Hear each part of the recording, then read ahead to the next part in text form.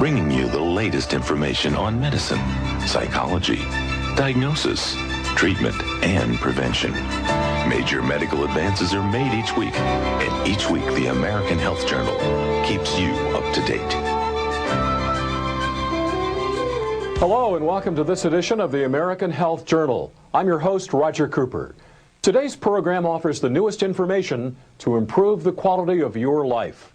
First up, a special report on a breakthrough in heart disease prevention. We'll speak with a Nobel Prize-winning researcher about how to improve your heart health. Then, when disaster strikes, will we be ready? A look at how emergency departments get ready to handle anything that happens. Also, advancements in technology make possible more accurate diagnosis of infants who have a suspected heart deformity. Later, a technologically advanced method for delivering radiation treatment for cancer that targets the tumor with more accuracy.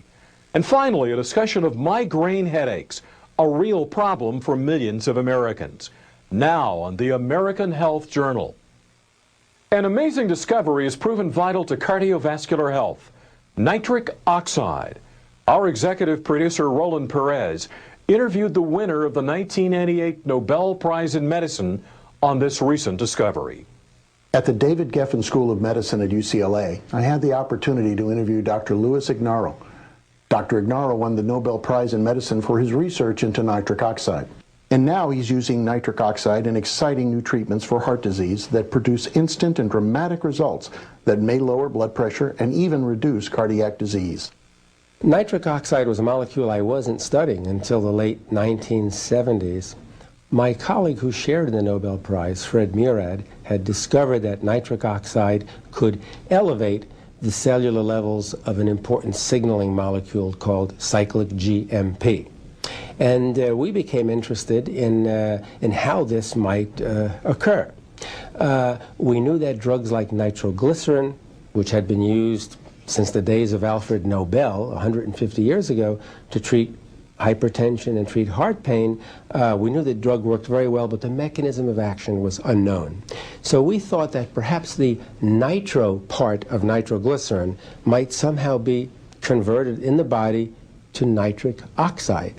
And so we did some key experiments, and we showed that nitroglycerin can be metabolized, if you will, to nitric oxide in the smooth muscle of the arteries. And we then showed that nitric oxide was the active principle responsible for the vasodilating action of the nitroglycerin. So this is how we first started to look at NO, because we suspected nitroglycerin might work through a nitric oxide mechanism.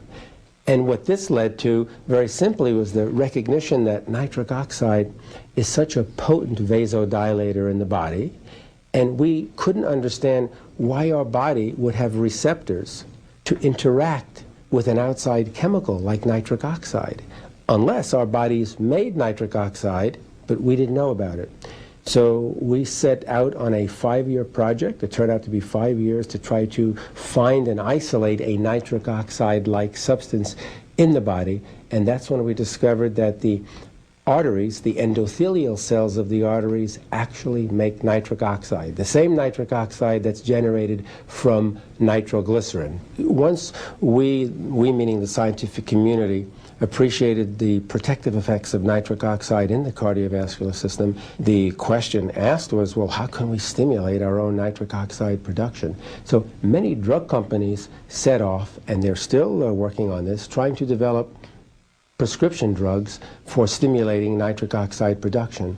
But after understanding the way nitric oxide is produced in the body, we had the idea that we could get by with non-prescription drugs, amino acids, antioxidants, and so on, to stimulate the production of nitric oxide. And what we found was that simple amino acids like arginine and like citrulline, when combined with certain antioxidants like vitamin C and vitamin E, when all of these are taken together, they can markedly boost the production of nitric oxide and also stabilize the nitric oxide, preventing it from being inactivated by those oxygen radicals that I was telling you about. So this is one very simple way to stimulate one's own nitric oxide production.